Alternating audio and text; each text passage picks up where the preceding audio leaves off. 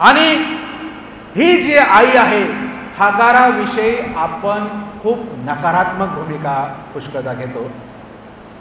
हगारविषयी आम्ही खूप संकुचित विचारसरणी ठेवतो. तिच्याविषयी जास्त पुढे बोललेलं आणि ऐकण्यात येत नाही. पण आम्हाला विसरून चालणार नाही, ती एक दासी होती. जे जे तिच्या मालकिनीने तिला सांगितलं इथपर्यंत की अब्रामाकडे जा, ही गोष्ट करायला देखील तिने आपल्या मालकिनीचं ऐकलं. त्यांना ऑप्शन नव्हतं त्या काळात. दासी ज्या होत्या त्यांना पर्याय नव्हता. एका गुलामाप्रमाणे त्यांना ठेवलं जात असत. आणि एक ही आई आहे जी आई सहन करत आहे. आपण एक आई पाहिली जी वाट पाहत आहे. हागार ही एक आई आहे, एक माता आहे जी सहन करत आहे. एक सहनशीलतेचा आदर्श नमुना आम्हाला या मातेमध्ये दिसतो. तिला जे जे सांगण्यात येत होतं बिचारीला, ते तिने केलेलं आहे.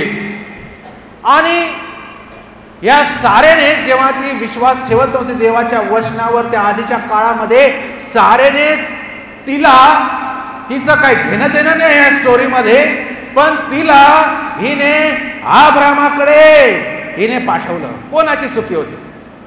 हागारची चुकी आहे का याच्यात? आणि अब्राम किती बायकोचा आहे परत तो विषय. सारा चुकली आणि अब्रामाने काय केलं? दासी आली, हा व्हेरी गुड. एका बाजूने दाखवतो बायकोचं ऐकत आहे आणि दुसऱ्या बाजूने नकार बी देत नाही. देवाने त्याला सांगितलं होतं तुझ्यापासून आणि सारेपासून, तुझ्यापासून आणि हागारेपासून बोलला का देव. पण अब्राम गप्प.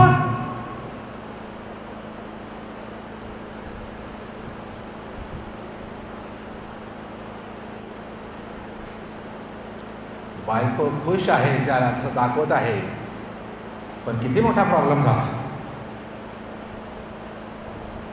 बायकोला वाटत हे माझा नवरा आज्ञा पाळत आहे, पण तिला काय माहीत हा आज्ञा पाळत आहे की काय आपल्याला.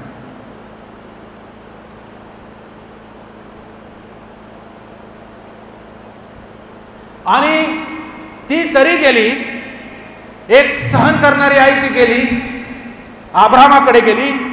त्यानंतर तिला पुत्र झाला, ती गर्भवती राहिली.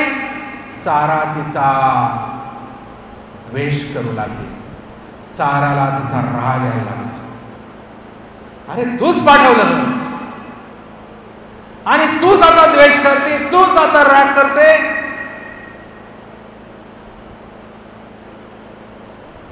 ती आई सहन करत आहे. आपल्याला आता बोलणं सोपं आहे, तेव्हा सोपं नव्हतं, तेव्हा सोपं नव्हतं. ती सहन करत आहे. रोज सारा त्रास देत असेल तिला, ती सहन करत आहे. तिचा काही दोष नाही याच्यामध्ये, ती सहन करत आहे.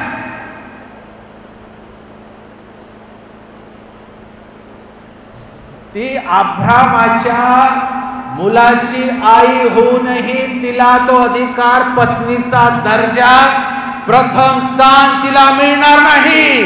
ती सहन करत आहे.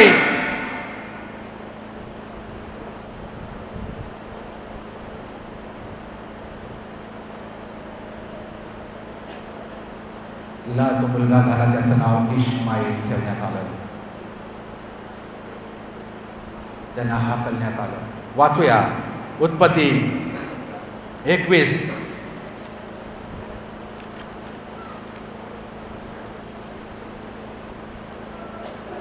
उत्पत्ती 21 8 ते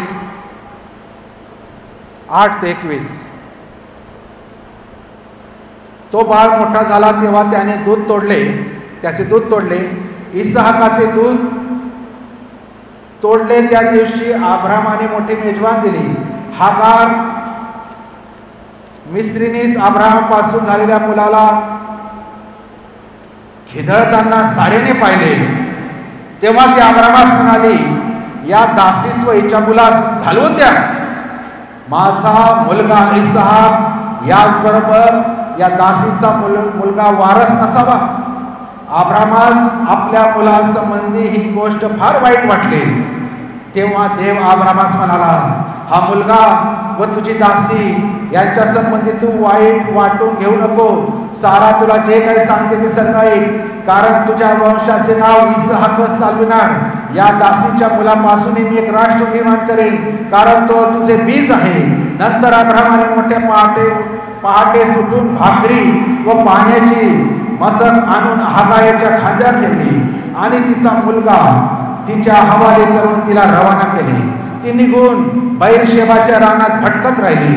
मस्केतील पाणी संपल्यावर तिने त्या मुलाला एका झुडपाखाली टाकले आणि ती बाणाच्या टप्प्या इतकी दूर जाऊन त्याच्या समोर बसली, कारण ती म्हणाली, आपण आपल्या मुलाचा मृत्यू पाहू नये. आणि ती त्याच्या समोर बसून हंबरडा फोडून रडू लागली. देवाने मुलाची वाणी ऐकली व देवाच्या दूताने आकाशातून हाक मारून हागारेला म्हटले, हागारे तू कष्टी का भिऊ नको, कारण मुलगा आहे तेथून देवाने त्याची वाणी ऐकली आहे. उठ, मुलास उचलून आपल्या हाती घट्ट धर, त्याच्यापासून मी एक मोठे राष्ट्र निर्माण करेन. मग देवाने तिचे डोळे उघडले व पाण्याच्या झरा तिच्या दृष्टीस पडला. तेव्हा तिने जाऊन मस्केत पाणी भरले, मुलास पाजले. देव त्या मुलाचा पाठी राखा झाला व तो रानात लहानाचा मोठा तीरंदाज झाला.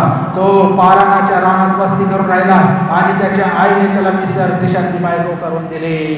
देव हागारे बरोबर आणि इश्माएल बरोबर होता. तिचे दुःख, तिचे कष्ट देवाने पाहिले आणि देवाने त्यांना एकटं सोडलं नाही. त्यांना रवाना केलं वाळवंटामध्ये. पाण्या अभावी, पाणी संपलं त्या अभावी. आता तो तिचा मुलगा मरणार आहे हे ती पाहू शकत नाही. त्याला तिथे ठेवलं आणि ती वाट पाहत आहे तिच्याकडे न बघता. त्या मुलाचं रडणं देवाने ऐकलं आणि देवाने स्वतः सांगितलं, मी ह्याच्यापासून एक मोठं राष्ट्र निर्माण करेन. हा सगळा इतिहास आपण पाहण्यापेक्षा आपण हे पाहूया, एक आई जी सहन करत आहे, जिच्यावर इतके अत्याचार झाले, जिचा छळ झाला, जिला दुःखातून जावं लागलं, जिला मरण यातनेतून जावं लागलं, जिचा मानसिक छळ झाला, पण ती सहन करत आहे आणि तिचे हे कष्टाची दखल देवाने घेतली. आमची आई, आमची माता ह्या देखील कितीतरी कष्टातून रोज केल्या आणि त्यामुळे देवाने आमच्या प्रार्थना आज ऐकल्या. त्यामुळे देवाने आम्हाला सुस्थितीत ठेवलं. त्यामुळे देवाने आमचं चांगलं केलं. आमच्या आयांमुळे, आमच्या मातांमुळे. आणि म्हणून या आईकडून आम्ही शिकूया एक सहन करणारी. पुष्कळदा घरात तिचा नवरा हा व्यसनाधीन असतो आणि त्यामुळे रोज भांडणं, रोज तिला मारणं, रोज तिची बेअब्रू करणं आहे, तरी ती सहन त्याच्यासाठी सहन नाही करत. जो मारत आहे त्याच्यासाठी सहन नाही करत, त्या तिच्या लेकरांसाठी सहन करत. आणि देव हे पाहत आहे, देव हे पाहत आहे. आणि म्हणून आदर करूया त्या मातांचा जे सहन करत, आज पण सहन करत आहे. कितीतरी परिवारामध्ये आज पण तिला बोलू दिलं जात नाही, त्या मुसक्या आवळून तिला मारलं जातं. ही हागार आम्हाला सांगत आहे, ही आई आम्हाला सांगत आहे, ही माता आम्हाला सांगत आहे, फक्त सहन करत आहे. कोणासाठी? कोणासाठी? तिच्या लेकरांसाठी. आज येशूने सहन केलं. कोणासाठी? तो त्यांनी ठरवलं असतं तर जबाब तिथे मोठा देऊ शकला असता, पण त्यांनी सहन केलं आमच्यासाठी. म्हणून मी म्हटलं आराधने, ज्या जगिक जी दिसणारी आहे तिची आम्ही ममता ओळखू शकत नाही, प्रेम ओळखू शकत नाही, तर न दिसणाऱ्या देवाचं काय ओळख? आणि न दिसणाऱ्या देवाचं प्रेम आणि प्रीती ओळखायची असेल तर त्या दिसणाऱ्या आईला पाहावं लागेल, हागारला पाहावं लागेल. हागारपेक्षा काहीतरी जास्त दुःखातून आमच्या माता आजवर गेल्या असतील. आम्हाला माहीत पण नाही, ते सांगू पण शकत नाही आणि सांगणार पण नाही, कारण आम्ही दुःखी होऊ नये. प्रियानो, त्यांच्यासाठी आम्ही देवाला धन्य देऊया. रिबेका एक आई जी विश्वास ठेवत होती.